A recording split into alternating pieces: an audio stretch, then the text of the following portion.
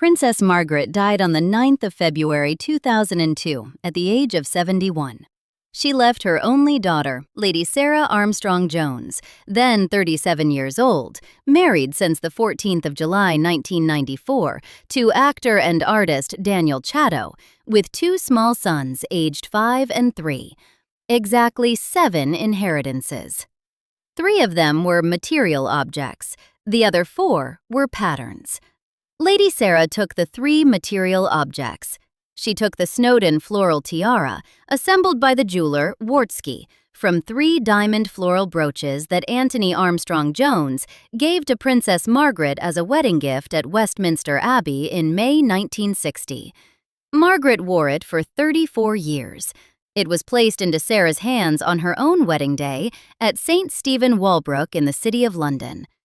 She took the Greville pearl earrings, traceable to Dame Margaret Greville, who bequeathed her jewelry collection to the Queen Mother in 1942. The Queen Mother gave the earrings to Princess Margaret in the 1950s, and Margaret gave them directly to Sarah as a wedding gift at that same July ceremony. The earrings appear in documented press photographs and royal records across 29 years of Sarah's subsequent public life. At the Queen's Golden Jubilee service at St Paul's Cathedral in 2002, at the weddings of Prince William and Zara Phillips in 2011, at the Duke of Edinburgh's memorial service in 2022, at the coronation of King Charles III in 2023. She took Queen Mary's diamond and pearl riviere, which Princess Margaret had herself inherited from her grandmother, and which Sarah wore to the Queen's 80th birthday dinner in 2006 and to the weddings of William and Catherine and Zara Phillips in 2011. 3 objects, 3 documented lines of inheritance, visible in photographs across more than 2 decades of family occasions. The acceptance was genuine, sustained, and photographic in its record. The broader estate required settling first. Margaret's estate was valued at approximately £7.7 million for tax purposes, with an inheritance tax liability of roughly £3 million, 40%. In 2006, approximately 800 items from her private collection went to Christie's, raising nearly £14 million to meet the bill. Queen Elizabeth II intervened to direct proceeds from items given to Margaret in her official capacity toward charity. What Sarah retained traveled with her to Surrey, but the most consequential decisions Lady Sarah Armstrong-Jones made about her mother's estate had nothing to do with the objects. Princess Margaret left 4 other inheritances in February 2002. They were behavioral patterns she had carried and demonstrated for 60 years inside apartment 1A at Kensington Palace, on the island of Modesty, and across the documented press record of 2 continents. The volatility that made her, by contemporaneous and subsequent biographical account, one of the most difficult presences in any room she occupied. The treatment of household staff that became its own documentary subject across 3 named biographies. The 42-year grip on an apartment she declined to vacate after her divorce, and the inability, documented across those same biographies and in the memory of everyone who observed her at close range, to step back from confrontation once she was inside it. Margaret left all 4 patterns to Sarah in February 2002. Sarah, who had spent the previous 20 years building her life in the opposite direction, declined every one of them. Princess Margaret was born at Glamis Castle on the 21st of August, 1930, and developed her character inside the most elaborately accommodating environment that 20th century Britain produced. Everyone moved around her. The dinner guests waited to sit until she sat, ate when she ate, stopped when she stopped, couldn't rise or leave or go to bed until she had done so herself. Craig Brown's Ma'am Darling, published by Fourth Estate in September 2017, and the winner of the James Tate Black Memorial Prize for Biography, compiled the documentary portrait from sources across 4 decades. Margaret's close friend, Lady Glenconner, described it publicly as that horrible book. We won't mention the name of the somebody who wrote it, which suggests it got close enough to cause real discomfort. Julian Barnes, reviewing it in The Guardian, summarized Brown's case.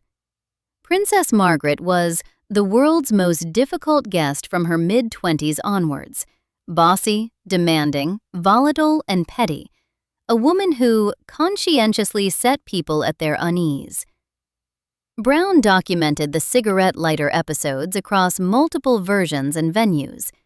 At a New York cocktail party, Margaret informed the American poet Mark Strand she couldn't abide book matches. Strand turned to a passing guest, borrowed a lighter, returned to light her cigarette. A few minutes later, she reached into her bag and produced her own gold lighter, engraved 007, a gift from Sean Connery, and held it up for his inspection. Isn't this fun? At a separate dinner, Derek Jacobi raised a lighter in her direction. She snatched it from his hand and passed it to a nearby ballet dancer with the observation, "You don't light my cigarette, dear. Oh no, you're not that close."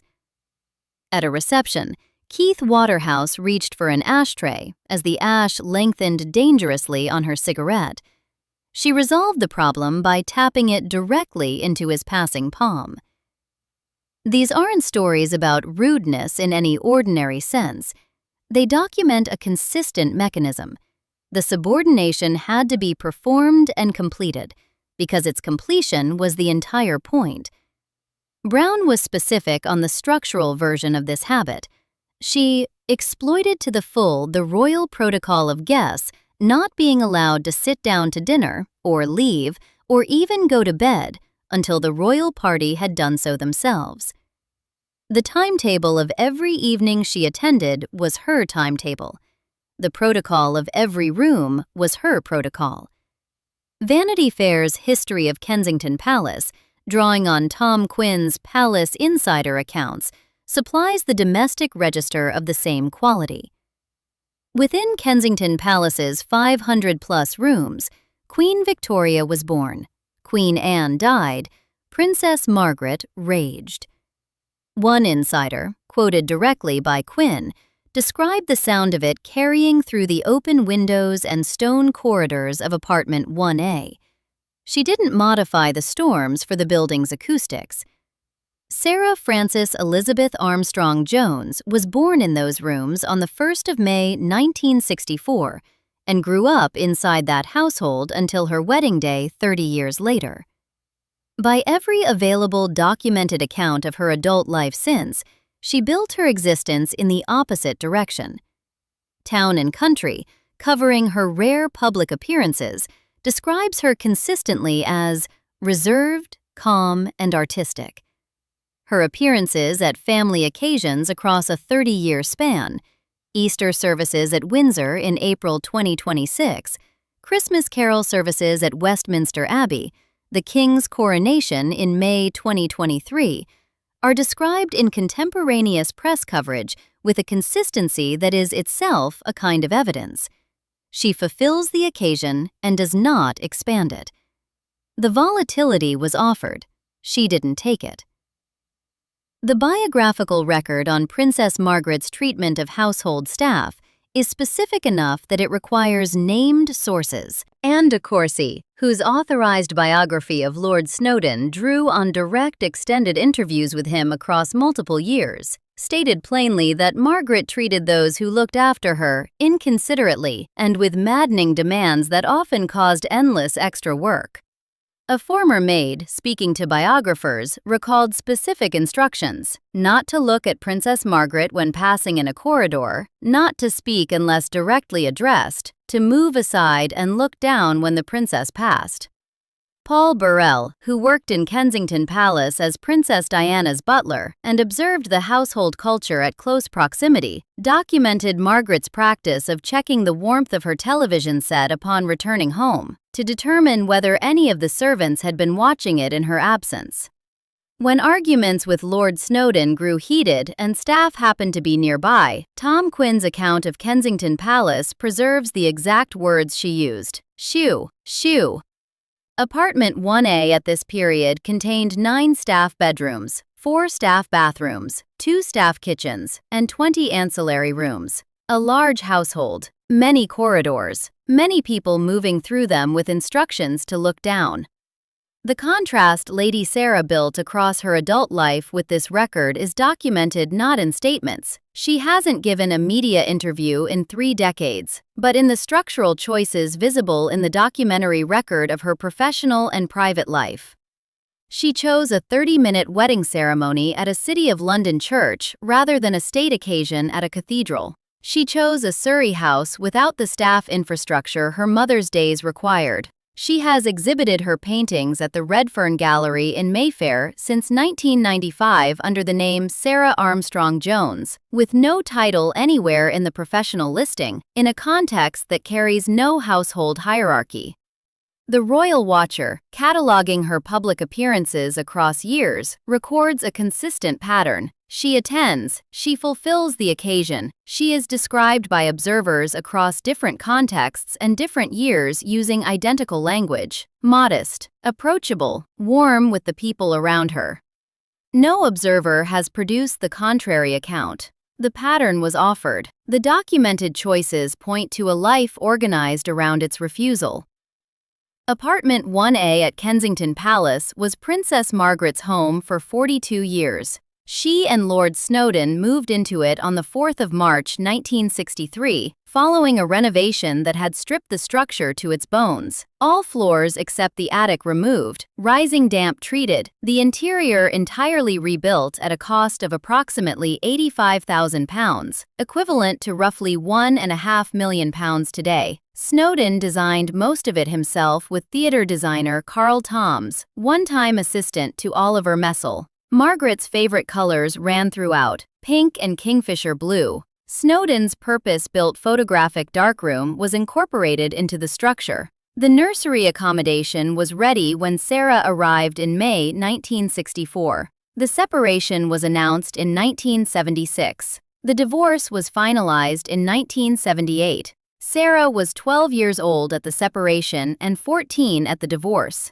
Margaret remained in the apartment throughout both events and throughout the years that followed. The BBC, in later coverage of Apartment 1A's history, confirmed the essential documented fact. The princess remained in the property after she and her husband divorced in 1978. Her occupation was Grace and Favour residence, formally sanctioned by the Crown, requiring no confrontation to sustain. She stayed through the years with Roddy Llewellyn in the late 1970s and early 1980s, through the tabloid controversy those years generated, through the strokes of 1998, through the progressive physical decline that followed. She died in the apartment on the morning of the 9th of February 2002, 42 years after first moving in. The generation before her had established the precedent. When King George VI died on the 6th of February 1952, the Queen Mother faced the requirement of vacating Buckingham Palace for the new sovereign, a building she had occupied since 1937, 15 years. Official royal records confirm that Clarence House became her London home from 1953 until her own death in 2002. She moved when required, but the emotional attachment to the building, the gravitational pull of the rooms that had constituted her position for 15 years, was documented and well understood by those around her. The instinct that relinquishing the building meant relinquishing something essential about one's place in the arrangement was characteristic of the generation. Margaret received it from her mother, along with a great deal else. She held it for 4 decades. Lady Sarah released it on her wedding day. The 14th of July 1994 was deliberate in its modesty. The service at St Stephen Walbrook, Christopher Wren's domed church in the heart of the city, consecrated in 1679, lasted 30 minutes. The guest list reached approximately 200. Queen Elizabeth II attended. The Queen Mother came. Diana, Princess of Wales, was there, Princess Anne, Prince Edward, the extended senior royal family. All of them came to a 30-minute ceremony in a city church. Contemporaneous accounts note that the simplicity of it surprised everyone present, including the car driver, who wasn't at the west door when the couple emerged, and left them standing on the pavement for several minutes. The wedding breakfast was at Clarence House. Then Sarah and Daniel Chatto went home. Not to a palace apartment. Home. After Margaret's death in February 2002, no claim on apartment 1A or any other Kensington Palace property was advanced by any member of her immediate family. The apartment reverted to the Crown, was extensively refurbished, and was assigned to the Duke and Duchess of Cambridge, who occupied it from 2014 to 2023. It's now documented as Princess Margaret's former residence, available for Crown reassignment. Lady Sarah Chatto has been in Surrey this entire time, 32 years of marriage. The residence entitlement was offered. She didn't take it. The fourth behavioral pattern is the hardest to document in a single defining episode, and the most visible across the length of a sustained record. Margaret's escalation behavior runs through every major biographical account of her life, not as an occasional failure, but as a structural feature of character. The inability, once inside a confrontation, to locate the exit from it. Brown's 99 glimpses return repeatedly to the same quality across different settings and different decades. The cigarette lighter episodes make the mechanism explicit. The subordination continued past any practical purpose, the performance requiring completion regardless of the cost to everyone around it. Brown noted that she imposed her protocol and her timetable on the artistic bohemians of her social circle, with exactly the same thoroughness she applied to Buckingham Palace formality, and that everyone around her accommodated both without requiring her to stop. The marriage to Antony Armstrong-Jones was the central documented laboratory for this pattern, and the record of it specific. De Courcy, drawing on her extended direct interviews with Snowdon for the authorized biography, described the fundamental dynamic. They were both pretty strong-willed and accustomed to having their own way, so there were bound to be collisions. The collisions took particular documented forms. Sarah Bradford's biography records that Snowdon left lists titled 20 Reasons Why I Hate You between the pages of Margaret's books for her to find. One note preserved in Bradford's account read, "You look like a Jewish manicurist, and I hate you." Snowdon told De Courcy directly, "I believe in serial and simultaneous." De Courcy recorded the wider social verdict. Most people, including the royal family, took his side. That judgment reflects something specific. Snowdon's provocations were finite and targeted, while Margaret's responses were total, escalating beyond the original cause into emotional weather that became the subject of the encounter, rather than any particular grievance within it.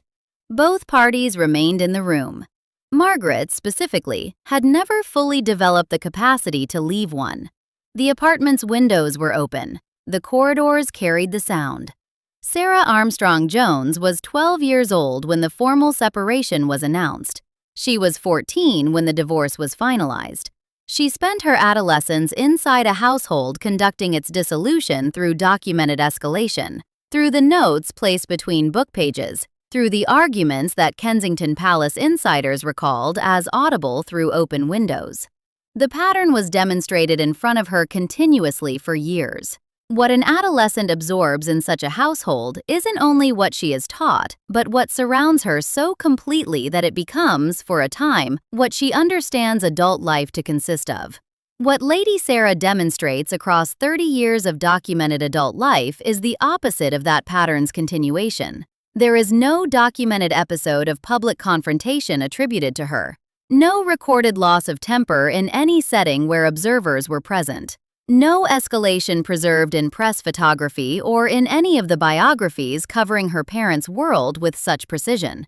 She hasn't given a media interview in 3 decades of public life. She appears at family occasions, is described in consistent language by the press across those 30 years, fulfills the occasion, and departs. The consistency of this record, not a single exception in a 30-year span, is documentation of a behavioral commitment, whatever its private costs. Then there is September 2022. Queen Elizabeth II died on the 8th of September 2022. She lay in state at Westminster Hall from the 14th of September through the 19th. Lady Sarah Chatto attended during that period, wearing black, with the Greville pearl earrings and diamond star earrings, pieces from her mother's collection, documented at major family occasions across the preceding 2 decades, visible against her coat. Footage of her attendance has been watched more than 900,000 times on a single upload. Westminster Hall in September 2022 was the most publicly observed national occasion of grief in a generation. Sarah Chatto stood inside it as the niece of the woman in the coffin and as the daughter of a woman documented, across multiple named biographies and decades of press coverage, for making grief into spectacle, for expanding her emotional presence to fill every available space in a room, for the specific inability to remain inside the boundary of an occasion without converting it into an occasion about herself. Sarah held still. She didn't weep audibly. She didn't turn toward the camera or away from it in the manner that redirects footage toward personal response. She stood in her assigned position for the duration of her vigil, wearing the jewelry she had inherited, and allowed the occasion to be the occasion. That isn't the absence of feeling. It's the presence of a capacity her mother never fully developed, the capacity to inhabit the edge of a significant moment rather than claim its center, to let grief be grief rather than grief converted into performance. 900,000 viewings of that footage. The country watched, and at some level recognized what it was watching, because it had spent decades watching the alternative from the same family. 3 behavioral patterns refused. 3 positive inheritances accepted.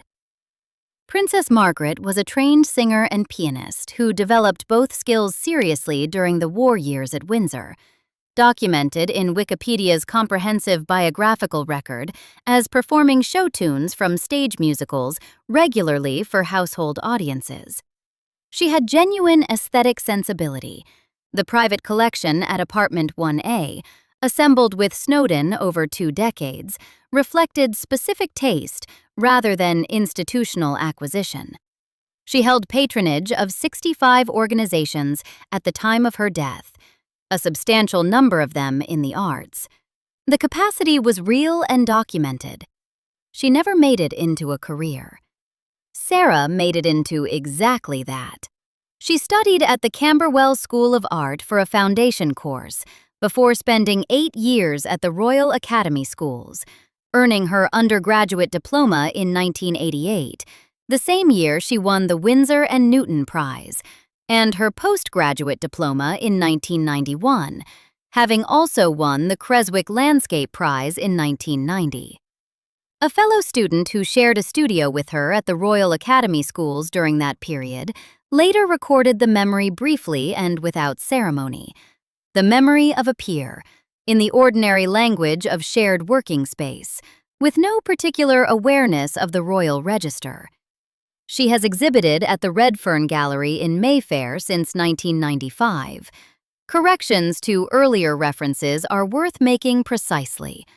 1995, confirmed by the gallery itself, by Wikipedia, by Tatler.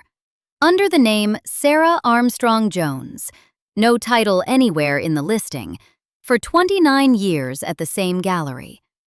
A solo exhibition titled Recent Paintings and Drawings ran from December 2015 through April 2016. At the Redfern Centennial Exhibition in October 2023, she was described as one of their esteemed in-house painters. Patrick Kinmonth, who contributed the introduction to Lord Snowdon's photography retrospective, published by Rizzoli, described her paintings as growing like plants flowering or landscapes excavated over time. Auction documentation records her work selling at prices that reflect a professional market. Her subjects are landscapes and interiors, with a documented focus on texture. 29 years at one gallery, under her maiden name, in a studio. That is what the artistic inheritance looks like when the person who receives it takes it seriously. The physical resemblance and the maternal smile are less formal in their documentation, but consistent across decades of photographs. Town and Country has noted explicitly Sarah's visual connection to her mother across coverage of her rare public appearances. Multiple independent observers, encountering photographs and footage of Princess Margaret's children without coordination between them, have recorded the same observation: that Lady Sarah carries something from her father's strong-featured face alongside something specifically inherited from Margaret, and that the smile is the clearest item. The warm, unguarded expression visible in Margaret's 1950s photographs, before the documented accumulation of the following decades made warmth feel like a distant property of a different woman. Sarah inherited it and is still using it. Seen at Easter in Windsor in April 2026, at Christmas lunches at Buckingham Palace, at coronations and memorial services across the past 20 years, the same smile, the same warmth, carried without self-consciousness, without the effortfulness that distinguishes performed warmth from the actual thing. She took the artistic capacity and built it into a professional practice. She took the physical resemblance and carries it without performance. She took the jewelry and wears it to the occasions that matter. She took what was worth taking. The honest response to this account is that Lady Sarah Chatto possessed structural advantages that made the refusal of these patterns considerably less difficult than it had been for Princess Margaret. A stable marriage of 32 years, documented by the 14th of July 2024, built with a man whose professional life as a painter and actor has no visible interest in proximity to the royal apparatus, and whose working identity gave both of them a shared context entirely outside it. 2 sons. Samuel David Benedict Chatto, born the 28th of July 1996, and Arthur Robert Nathaniel Chatto, born the 5th of February 1999, who have grown into adult lives without significant press attention. A professional practice at a Mayfair gallery across nearly 3 decades, a sustained, close relationship with Queen Elizabeth II, the only niece of the only surviving aunt across most of Sarah's adult life, providing emotional continuity through the years when her own mother's household was organized around no one's stability but Margaret's. These advantages are real, and they deserve honest acknowledgement. But Princess Margaret had advantages too, extraordinary ones, enumerated accurately. Her sister was Queen of England, the most institutionally protected, most resourced sibling available to any person in 20th century Britain. Her mother was the Queen Mother, documented across multiple biographies as fiercely loyal to her daughters, capable of considerable doting where they were concerned, and present as both emotional and logistical anchor well into Margaret's middle age. Margaret received a civil list allowance, funded directly by Parliament across decades of her adult life. She occupied a 21-room apartment at Kensington Palace, renovated to her own specifications at Crown expense. She had use of Les Joliot, her villa on the Caribbean island of Mustique. Her social circle at its peak included Cecil Beaton, Noel Coward, Gore Vidal, who publicly described her as real royalty, Kenneth Tynan, Roy Strong, and the most celebrated cultural figures of mid-20th century Britain, who arranged themselves around her dinner table and deferred to her protocol because they chose to. Gore Vidal deferred to her protocol. Noel Coward deferred to her protocol. None of it prevented the patterns. The patterns aren't the products of disadvantage. They are the products of an environment that never required their absence. Rooms that reorganized around her moods, people who deferred rather than departed, a social world so thoroughly accommodating that the accommodation itself became the operating condition of her days. She never developed the capacity to step back from escalation because no room had ever demanded she develop it. She never developed the capacity to treat staff with ordinary human recognition because the architecture of her life was built on the assumption that she wouldn't. She held the apartment for 42 years because the institutional structure permitted it, and the alternative would have required her to relinquish something she had no practice in giving up. Sarah's circumstances: art school, gallery representation under her maiden name, a marriage to someone who lived entirely outside the palace culture, a Surrey house sustained across 3 decades, consistently required the development of capacities her mother's environment never demanded. The patterns Margaret offered at death were available to her daughter. The refusal is documented in Sarah's choices across 30 years of consistent adult life. The argument isn't that she is innately exceptional. The argument is that the patterns are refusable. The proof is in the record. Lady Sarah Chatto wore her mother's jewelry to the lying-in state of Queen Elizabeth II at Westminster Hall in September 2022. The Greville pearl earrings, traceable from Dame Greville's 1942 bequest to the Queen Mother, through Princess Margaret in the 1950s, to Sarah's hands on her wedding day in July 1994. Visible against black, documented, photographed, watched in footage more than 900,000 times. The pearls were the inheritance she accepted. The composure she wore them with was the pattern she refused. The volatility, the escalation, the inability to stand quietly inside a moment of national grief without making it an occasion centered on herself. The patterns that multiple named biographers spent careers documenting in the woman whose jewelry now rested at Sarah's ears. She stood in her assigned position at Westminster Hall. She was quiet. She held still. She didn't weep audibly, didn't seek the camera, didn't make the occasion larger than the occasion it belonged to. She stood for the duration of her vigil, and then she left. 900,000 people, watching the footage in separate sittings across the weeks that followed, were observing a woman whose most watched public moment consists of doing nothing that draws attention to herself. That is the record. Across the channels and videos that covered Princess Margaret and her daughter over the preceding years, viewers had been writing down what they noticed: the consistency, the contrast, the specific quality of what Sarah Chatto had built in the decades since the patterns were first offered to her. The accumulated weight of those observations, compiling independently across thousands of separate accounts with no coordination between them, constitutes a sustained public verdict that formal biography has been slow to articulate. They noticed before the formal credit arrived. The audience of this channel, with 24 years of evidence visible in the public record of the royal family, had been rendering that verdict for years. She kept what was worth keeping. She refused what wasn't worth carrying. She has spent 24 years demonstrating, in the smallest and most consistent ways available to a private woman living a private life, that the behavioral inheritance of a difficult household is a choice rather than a destiny.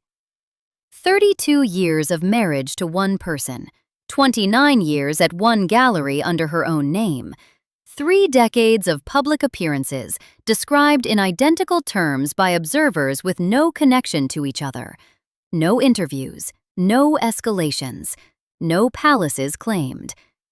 The behavioral patterns are refusable. The proof is the woman in the Surrey house, with her mother's earrings in a drawer and her own name on the gallery wall. Subscribe for more stories like this one.